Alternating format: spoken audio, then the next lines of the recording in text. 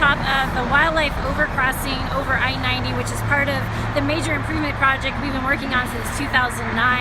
and it's just east of Snoqualmie Pass. It's part of the 15-mile improvements that we've been working on between Hyack and Easton, and today kind of marks the halfway point as we open up the new eastbound lanes and then start finishing up this wildlife overcrossing.